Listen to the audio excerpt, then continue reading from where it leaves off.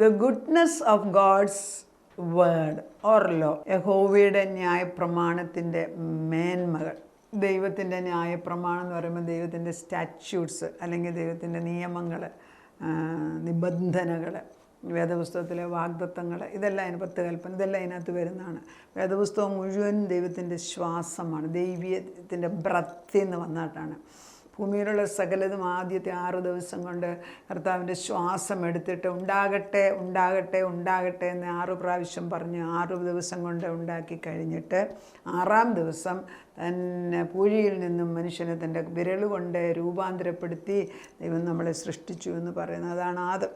അങ്ങനെ ദൈവത്തിൻ്റെ മഹത്വം, അതായത് അവൻ്റെ ഛായയിലും പ്രതിച്ഛായയിലും നമ്മളെ സൃഷ്ടിച്ചു എന്ന് പറയുമ്പം അത് മനസ്സിലാണെങ്കിൽ നമ്മൾ ദൈവത്തോട് അടുക്കണം.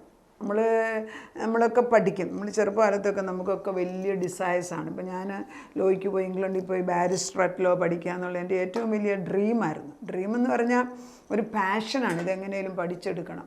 എൻ്റെ ഹസ്ബൻഡ് ഡോക്ടർ. അപ്പോൾ ഞങ്ങൾ രണ്ടുപേരും ആ ടൈമിൽ ഇംഗ്ലണ്ടിലെ ഡിഗ്രിയാണ് ഏറ്റവും വലിയ ഡിഗ്രി. അപ്പോൾ നമ്മൾ ഇംഗ്ലണ്ടിൽ പോയി ലോ പഠിച്ചു, ഡോക്ടർ MRCP എടുത്തു, സ്പെഷ്യാലിറ്റി എടുത്തു. ഇതൊക്കെ എടുക്കുന്നത് നമ്മുടെ ഒരു ഡിസയർ, ഒരു പാഷനാണ്. അതെല്ലാം എടുത്തു കഴിയുമ്പം പിന്നെന്താണ്, അത് കഴിയുമ്പോൾ എന്താണ്, അവിടെയാണ് നമ്മൾ ചിന്തിക്കാൻ തുടങ്ങുന്നത്. നമ്മൾ ആഗ്രഹിച്ചത് നമുക്ക് ദൈവം തന്നു. അവിടെയാണ്, അതുവരെ ദൈവം ഒന്നും പറയുന്നില്ല, ജസ്റ്റ് ഡു ഇറ്റ്. അത് മോശം വളർത്തിയ പോലെ വളർത്തും. പക്ഷെ അത് കഴിയുമ്പം നമുക്കൊരു ഇന്നർ കോളുണ്ട്, നമുക്കൊരു വിളിയുണ്ട്. ആ വിളിയുമായിട്ട് കണക്റ്റ് ചെയ്യുന്നില്ല എങ്കിൽ നമ്മൾ എവിടെയോ മിസ് ചെയ്യുന്നുണ്ട്. ആ വിളി വരുന്നവർക്ക് എല്ലാ ദിവസവും ദൈവം വിളിക്കുന്നുണ്ട്. പലരെ ഇപ്പം ഞാൻ പറയുന്നുണ്ട്. ഇപ്പം എൻ്റെ ഈ വചനം തന്നെ എനിക്ക് ഏറ്റവും അതിശയം തോന്നിയ ഒരു അനുഭവം.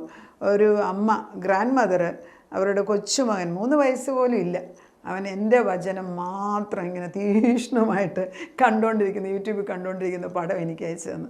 That really touch me like anything. സാധാരണ ആരും, ഒരുവിധം പഠിത്തമുള്ളവർ പോലും, സാധാരണ ഈ പഠിത്തമുള്ളവർക്കാണ് എൻ്റെ വചനം കടന്നു വരുന്നത്.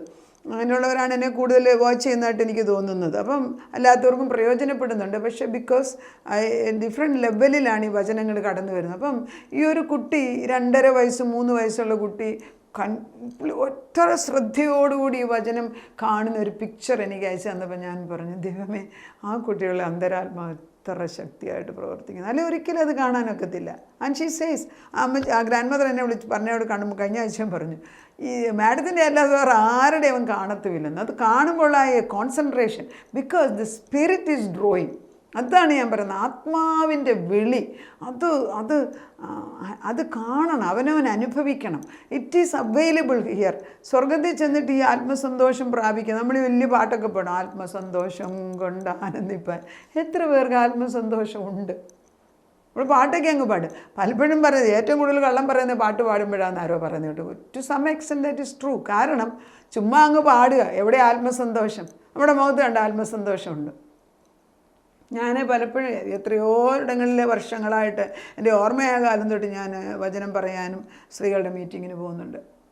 അവിടെയെല്ലാം ഞാൻ പറയും, കർത്താവ് വരികയാണെങ്കിൽ 5 മിനിറ്റ് പോലും നമ്മുടെ കൂടെ ഇരിക്കത്തില്ല. കാരണം നമ്മുടെ മുഖം കണ്ട ആ തേജസ്സില്ല, ദൈവത്തിൻ്റെ സന്തോഷമില്ല. നമ്മളൊരു വീട്ടിൽ ചെന്നാൽ അവരുടെ മുഖത്തെ ചിരിയും സന്തോഷവും അവർ നമ്മുടെ കൂടെ സ്പെൻഡ് ചെയ്യുന്നത് കാണുമ്പോഴല്ലേ നമുക്ക് ഏറ്റവും വലിയ സന്തോഷം. അതാണ്.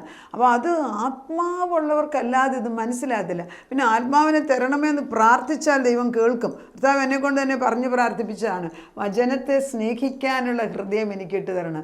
ഇതുവരെ ഞാൻ 14 വർഷം TV തന്നെ പറഞ്ഞിട്ട് ഇതുവരെ ഞാൻ അങ്ങനെ ഒരു പ്രാർത്ഥന ചൊല്ലിയിട്ടില്ല. പക്ഷെ ഇപ്പോഴാണ് ഞാൻ പറയുന്നത്, ദൈവമേ, നിൻ്റെ വചനം എടുത്ത് പറയാനുള്ള ഒരു സന്തോഷം. അത് പറഞ്ഞു കഴിയുമ്പോൾ എനിക്ക് തന്നെ ഒരു വിടുതൽ ദൈവം എവിടെയോ തന്നിട്ടുണ്ട്. Because I'm asking him, give me the desire to sit with your word. സ്നേഹിക്കാൻ ആ വചനത്തെ. അപ്പോൾ ഇന്ന് എടുക്കുന്നത് സങ്കീർത്തനം 19 7 തൊട്ട് ഏകദേശം 11 വരെയുള്ള വാക്യമാണ്. എന്തിനാണ് ഈ വചനത്തിൻ്റെ നന്മകൾ എന്താണൊക്കെ ഇതിനകത്ത് നമ്മളെന്തിനാണ് പഠിപ്പിക്കുന്നത്? അത് വായിക്കാം. യഹോവയുടെ ന്യായപ്രമാണം അത് തികവുള്ളതാണ്. ഇറ്റ്സ് കോൾഡ് ആക്ച്വലി യഹോവയുടെ ന്യായപ്രമാണം തികവുള്ളതെന്ന്. The law is perfect. അതിനകത്ത് ഒരു കളങ്കമില്ല.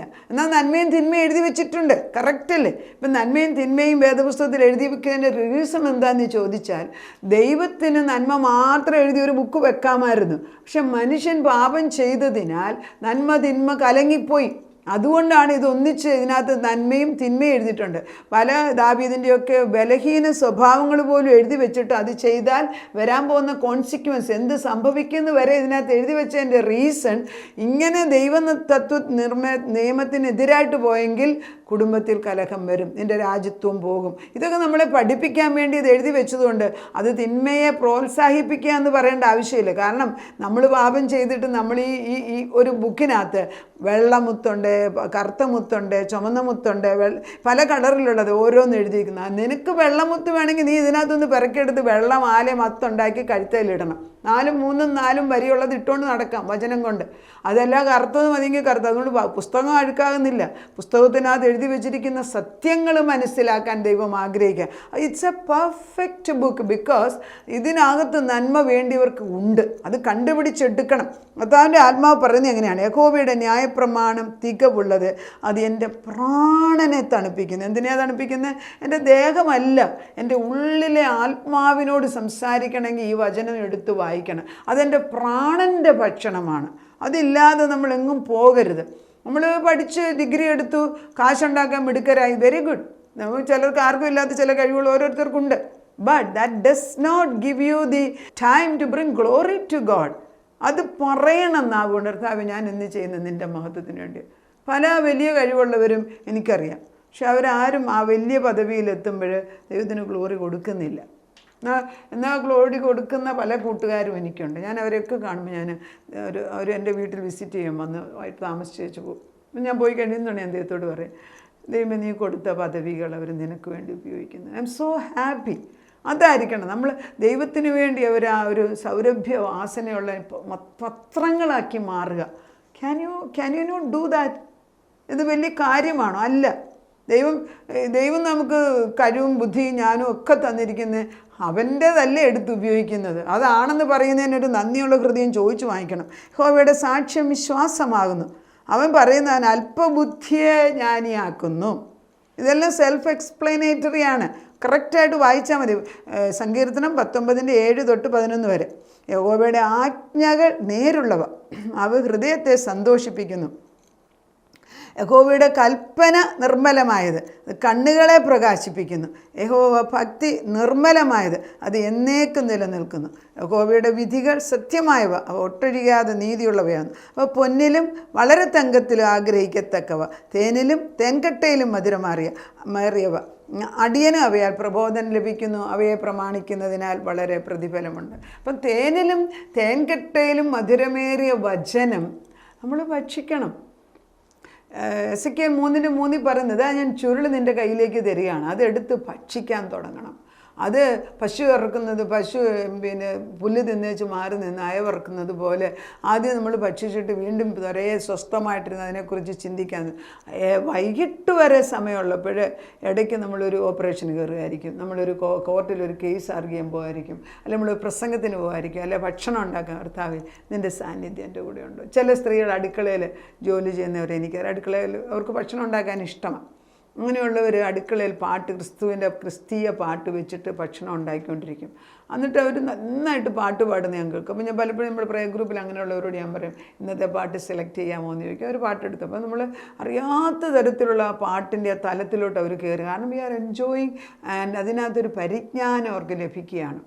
അത് ഏത് ഫീൽഡിലാണ് നമുക്കുള്ളത്, ദിനം പ്രതി ദൈവത്തിൻ്റെ മഹത്വം. ഇന്ന് നമ്മൾ എന്ത് ചെയ്യും ദൈവത്തിന് വേണ്ടി? ഒരു തീരുമാനമെടുക്കുക. ഞാൻ തന്നെ എത്ര പ്രാവശ്യം ഒരു സത്യം ഞാൻ പറയാം, അവനവനൊരു തീരുമാനം ദൈവത്തോട്, കർത്താവേ ഇന്ന് നിൻ്റെ മഹത്വത്തിന് വേണ്ടി ഞാൻ എന്ത് ചെയ്യണം ചോദിക്കണം. ഞങ്ങളിപ്പോൾ തിരുവല്ലയിലാണ് താമസിക്കുന്നതിന് മുമ്പ് ഞങ്ങൾ കൊട്ടാരക്കരയാണ് താമസിച്ചത്. മൈലമെന്ന് പറഞ്ഞ സ്ഥലം, നല്ല മനോഹരമായ ഒരു സ്ഥലം, വളരെ ഭംഗി, റിസോർട്ട് പോലത്തെ. അപ്പം ഞാൻ ബൈബിൾ കോളേജ് തുടങ്ങണമെന്ന് വിചാരിച്ചാൽ ദൈവത്തോട് ചോദിച്ചിട്ട് അത് വാങ്ങിച്ചു. പക്ഷേ ബൈബിൾ കോളേജ് തുടങ്ങിയില്ല, പല റീസൺ കൊണ്ട്. പക്ഷേ ഞാൻ അവിടെ അവിടെയാണ് പക്ഷേ TV പ്രോഗ്രാം തുടങ്ങിയത്. അപ്പോൾ ഞാൻ അവിടെ ഇരിക്കുമ്പോഴെല്ലാം ഞാൻ പറയും ദൈവത്തോട്, കർത്താവേ ഇത്ര മനോഹരമായ ഒരു സ്ഥലം നിനക്ക് തന്നിട്ട് നമ്മൾ എന്ത് ചെയ്യണം? പക്ഷേ കർത്താവ് എന്നോട് പറഞ്ഞു, രാവും പകലും നിൻ്റെ ഗേറ്റുകൾ തുറന്നിട്ടേക്കണം, ആര് വന്നാലും അവർക്ക് ഉപദേശം കൊടുക്കണം. That I could do it. അവിടെയുള്ള പലർക്കും നമ്മളെ ഒന്നിച്ച് കൂടിയിരുന്ന് ബൈബിൾ ക്ലാസ് എടുക്കാനും പിന്നെ അനേക ഭവനങ്ങളിൽ കയറി ഇറങ്ങാനും. ഇന്നിപ്പോൾ ആ സ്ഥലത്ത് ചെന്ന് കണ്ട ആ ഭവനങ്ങളെല്ലാം അനുഗ്രഹമാക്കി മാറിയിട്ടുണ്ട് കർത്താവ്. ഞാൻ പറയുന്നത്, നമുക്ക് തരുന്നത് ദൈവത്തിന് വേണ്ടി തുറന്നിട്ട് കൊടുക്കുക, ചെയ്യുക. ദൈവത്തിൻ്റെ വചനം എടുത്ത് വായിച്ചിട്ട് ഇത് അയച്ചുകൊണ്ടേയിരിക്കുക മറ്റിടത്ത് അപ്പുറത്തും ഇപ്പുറത്തും. നമുക്ക് പ്രാർത്ഥിക്കാം. അതാ നിൻ്റെ വചനം പൂർണ്ണമായിട്ടും പെർഫെക്റ്റാണ് ഞങ്ങളോട് പഠിപ്പിച്ചു. അത് ഞങ്ങളുടെ അല്പബുദ്ധികളെ ജ്ഞാനിയാക്കുന്നു, വിവേകമുണ്ടാക്കി തരും കർത്താവേ. ഞങ്ങളുടെ അന്തരാത്മാവിനെ തുറക്കുന്നതായിരിക്കണം. നീ ഞങ്ങളുമായിട്ടുള്ള ബന്ധം സ്ഥിരപ്പെടുത്തണം കർത്താവേ. എവിടെയെങ്കിലും ആരുടെയെങ്കിലും ദൈവബന്ധം അറ്റുപോയിട്ടുണ്ടെങ്കിൽ കർത്താവേ, ഞങ്ങളത് നിന്നോട് പ്രാർത്ഥിക്കാപ്പിച്ച നീ ആ പൈപ്പ് ഒന്നും കൂടെ ഒന്ന് ക്ലിയർ ആക്കിയിട്ട് ഒന്നിച്ച് അതിൽ കൂടെ ജീവവെള്ളം ഒഴുകുന്നതായിട്ടും ഇനി മുതൽ ആ ഫലം ഇതുവരെ ഉണ്ടാക്കാത്തടത്ത് ഫലം ഉണ്ടാക്കുവാനും അപ്പം വേരാകുന്ന നിന്നിലേക്ക് ഞങ്ങളെ വീണ്ടും ഉറപ്പിച്ചു വെക്കണമെന്ന് പ്രാർത്ഥിക്കുന്നു. നിൻ്റെ വചനം എത്രയോ മനോഹരമാണെന്നും പ്രയോജനമുള്ളതെന്ന് ഞങ്ങളെ പഠിപ്പിച്ചതിന് സ്തോത്രം. നാഥൻ ഇറങ്ങി വന്ന് ഞങ്ങളെയും ഞങ്ങളുടെ തലമുറകളെ അനുഗ്രഹിക്കാൻ കടന്നു വന്നതിന് സ്തുതി ചെയ്യുന്നു. നാഥൻ്റെ മുമ്പിലേക്ക് ഞങ്ങളെ തന്നെ ഏൽപ്പിക്കുക. വരാവുന്ന എല്ലാ ആപത്തിൽ നിന്നും ഞങ്ങളെയും കുഞ്ഞുങ്ങളെയും കുടുംബങ്ങളെയും നീ സൂക്ഷിച്ച് ഇന്ന് വരെ പരിപാലിച്ച് നിൻ്റെ ചിറകിൻ്റെ അടിയിൽ സൂക്ഷിക്കുന്നത് നിൻ്റെ സ്നേഹത്തിൻ്റെ ആഴമാണെന്ന് മനസ്സിലാക്കി, അല്ല ഇതങ്ങനെ അങ്ങ് സംഭവിക്കുമെന്ന് പറഞ്ഞുകൊണ്ടിരിക്കാതെ നന്ദിയുള്ളൊരു ഹൃദയം ഇട്ട് താപ്പിച്ച നന്ദിയുള്ളൊരു ഹൃദയം, എപ്പോഴും നന്ദി പറയുന്ന ഒരു ഹൃദയം ഇട്ട് തരണമെന്ന് പ്രാർത്ഥിക്കുന്നു. കർത്താവേ, നീ പറയുന്നത് എൻ്റെ പാറയും എൻ്റെ വീണ്ടെടുപ്പുകാരനുമായ യഹോവേ, എൻ്റെ വായിലെ വാക്കുകൾ എൻ്റെ ഹൃദയത്തിലെ ധ്യാനവും നിനക്ക് പ്രസാദകരമായി മാറട്ടെ കർത്താവേ. എൻ്റെ പാറയും എൻ്റെ വീണ്ടെടുപ്പുകാരനും നീയാണല്ലോ കർത്താവേ. നിന്നെ ഞങ്ങൾ ആശ്രയിച്ചുകൊണ്ട് മുൻപോട്ട് പോകുമ്പം ഞങ്ങളുടെ ഹൃദയത്തിലെ ചിന്തകളെ ശുദ്ധീകരിച്ചിട്ട് നിനക്കിഷ്ടമുള്ളത് മാത്രം പറയാൻ ഞങ്ങളെയും ഞങ്ങളുടെ തലമുറകളെ ഒരുക്കണമേ. ഇത് കേൾക്കുന്ന അനേക കുടുംബങ്ങൾക്ക് ഇതൊരു അനുഗ്രഹത്തിൻ്റെ സൗരഭ്യവാസനയുള്ള ആത്മാവിൻ്റെ പ്രവർത്തനമാക്കി നീ മാറ്റുന്നതിനാൽ നന്ദിയോടെ സ്തോത്രം. വചനം വന്ന് അനേകരുടെ ഭവനത്തിൽ അനേകരുടെ ദേഹത്തേക്ക് വീണുകൊണ്ടേയിരിക്കുകയാണ്. നന്മ അകത്തോട്ടും മറ്റതെല്ലാം പുറത്തോട്ടും അപ്പച്ചൻ ചിതറിച്ച് കളയുന്നതിന് സ്തോത്രം ചെയ്യുന്നു. പ്രാർത്ഥന കേട്ട് ഉത്തരം കൊടുത്ത് അവരെല്ലാം അഭിഷിക്തന്മാരാക്കി മാറ്റുന്നതിന് സ്തോത്രം ചെയ്യുന്നു. യേശു ക്രിസ്തുവിൻ്റെ പൊന്നുനാമത്തിൽ തന്നെ ആമേൻ.